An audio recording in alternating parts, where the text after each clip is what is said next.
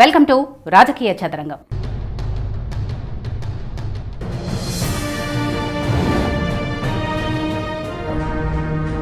గుంటూరు జిల్లాలోని నియోజకవర్గాల్లో పొన్నూరు ఒకటి. ఇది టీడీపీకి కంచుకోటని చెప్పొచ్చు. టీడీపీకి అంటే కూడా ధూళిపాళ్ల కుటుంబానికి పెట్టని కోటగా దీన్ని భావిస్తారు. 1983 నుంచి ఒక్కసారి మినహా ఇప్పటి వరకు అన్ని ఎన్నికల్లోనూ ధూళిపాళ్ల కుటుంబమే విజయం సాధిస్తుంది. మొదట ధూళిపాళ్ల వీరయ్య చౌదరి ఇక్కడ ఎమ్మెల్యేగా గెలుపొందగా, ఆయన తర్వాత ఆయన తనయుడు నరేంద్ర గత 5 పర్యాయాలుగా విజయం సాధిస్తూ ఆరోసారి గెలుపొంది డబుల్ హ్యాట్రిక్ సాధించాలని చూస్తున్నారు. అయితే ఈసారి విజయం సాధించి నరేంద్ర ఆధిపత్యానికి గంటి కొట్టాలని వైసీపీ భావిస్తోంది.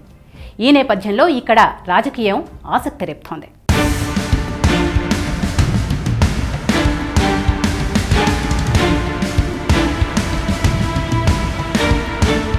పొన్నూరు అసెంబ్లీ నియోజకవర్గం 1955లో ఏర్పడింది. ఇప్పటి వరకు ఇక్కడ 13 సార్లు ఎన్నికలు జరిగాయి. మొదట కాంగ్రెస్, స్వతంత్ర అభ్యర్థులు ఇక్కడ విజయం సాధించారు. ఆ తర్వాత టీడీపీ ఆధిపత్యం కొనసాగుతుంది. 1985 నుంచి ఒకసారి మినహా ఆ పార్టీ అభ్యర్థులే ఇక్కడ విజయం సాధిస్తున్నారు. ఇక్కడ టీడీపీ అభ్యర్థులు అనడం కంటే కూడా నరేంద్ర కుటుంబం విజయం సాధిస్తుందని చెప్పుకోవచ్చు. 1983లో తొలిసారి స్వతంత్ర అభ్యర్థిగా బరిలో దిగిన ధూళిపాళ్ల వీరయ్య చౌదరి కాంగ్రెస్ అభ్యర్థి నాగేశ్వరరావుపై గెలుపొందారు.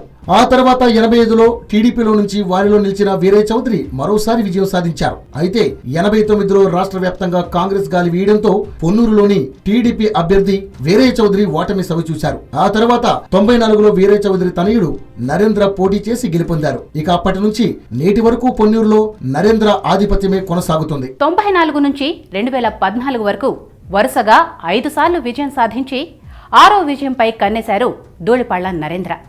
సీనియర్ నాయకుడిగా, పార్టీలో కీలక నేతగా ఉన్న ఆయన మంత్రి పదవి వస్తుందని భావించినా సామాజిక సమీకరణాల్లో భాగంగా ఆ పదవికి దూరమయ్యారు. దీంతో నియోజకవర్గానికే పరిమితమై మరోసారి గెలుపు దిశగా అడుగులు వేస్తున్నారు.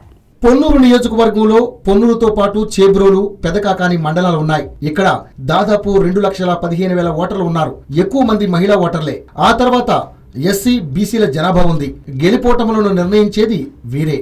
అయితే కాపు, కమ్మ ఓటర్లు కూడా పెద్ద సంఖ్యలోనే ఉన్నారు. కమ్మ వర్గంతో పాటు బీసీలు టీడీపీకి సపోర్ట్ చేయడం, దానికి తోడు వ్యక్తిగతంగా నరేంద్ర ఇమేజ్ ఆయన గెలుపుకు కారణమవుతున్నాయి. అదే సమయంలో ఆయనపై పోటీ చేస్తున్న అభ్యర్థులు పోరాట పటిమను చూపడం లేదన్న విమర్శలు వినిపిస్తున్నాయి. అయితే 25 ఏళ్లుగా ఎమ్మెల్యేగా ఉన్న నరేంద్ర ఆశించిన అభివృద్ధి చేయలేదని అంటున్నారు. అయితే 2014 తర్వాత కొంతమేర అభివృద్ధి కనిపిస్తుంది. అయితే విపక్షాలు మాత్రం ధూళిపాళ్ల చేస్తుంది ఏమీ లేదని అంటున్నాయి. అయితే మాటలకే పరిమితం అవుతున్న ప్రత్యర్థులు చేతల్లో దూకుడు చూపడం లేదని నియోజకవర్గ వాసులు చెబుతున్నారు. ధూళిపాళ్ల నరేంద్ర ఇక్కడ 5 సార్లు విజయం సాధించారు. అయితే ఈసారి ఆయన నియోజకవర్గం మారవచ్చన్న వ్యాఖ్యలు వినిపిస్తున్నాయి. అయితే మరోసారి ఆయనే బరిలో ఉంటారని టీడీపీ నేతలు చెప్తున్నారు. మరోవైపు వైసీపీ నుంచి ఎవరు పోటీ చేస్తారో అనేది ఆసక్తికరంగా మారింది. గత ఎన్నికల్లో పోటీ చేసిన వెంకటరమణ పోటీలో ఉంటారా, లేక కొత్త వారిని తీసుకువస్తారా అన్నది ఉత్కంఠ రేపుతోంది. నరేంద్ర కుటుంబం ఇక్కడ 35 ఏళ్లు అధికారంలో ఉంది. తండ్రి వీరయ్య చౌదరి 10 ఏళ్లు, నరేంద్ర 25 ఏళ్లుగా ఎమ్మెల్యేగా ఉన్నారు. అయినా ఆశించిన అభివృద్ధి జరగలేదని చెప్పవచ్చు. అయితే ప్రత్యర్థుల బలహీనతే నరేంద్ర బలమని ఇక్కడి ప్రజలు భావిస్తుంటారు. సామాజిక వర్గ అండతో పాటు బీసీ ఓట్లు నరేంద్ర విజయానికి దోహదపడుతున్నాయి. అయితే ఈసారి ఆ పరిస్థితి ఉండకపోవచ్చని తెలుస్తోంది. ఈ పరిస్థితి అధిగమించిన నరేంద్ర సెగ్మెంట్ మారే యోచనలో ఉన్నట్లు టాక్ వినిపిస్తోంది. అయితే నరేంద్రను ఎదుర్కొనేది ఎవరు అన్నది ఆసక్తి రేపుతోంది. ఆయన్ని ఎదుర్కొనే నాయకుడి కోసం వైసీపీ చూస్తోంది.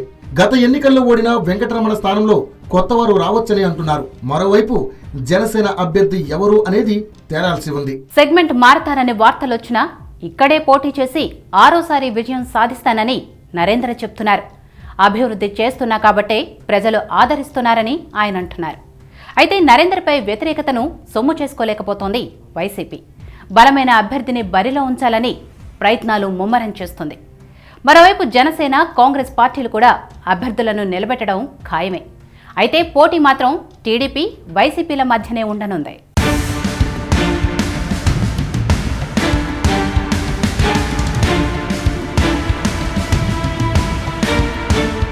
ఇది ఇవాల్టి రాజకీయ చదరంగం. మరో రాజకీయ చదరంగంలో మళ్ళీ కలుద్దాం. చూస్తూనే ఉండండి యోయో టీవీ. హలో, మిమ్మల్నే యోయో టీవీ యాప్ డౌన్లోడ్ చేసుకున్నారా? ఇంకా లేదా? మీ యాప్ స్టోర్ కి వెళ్ళి వెంటనే డౌన్లోడ్ చేసుకోండి.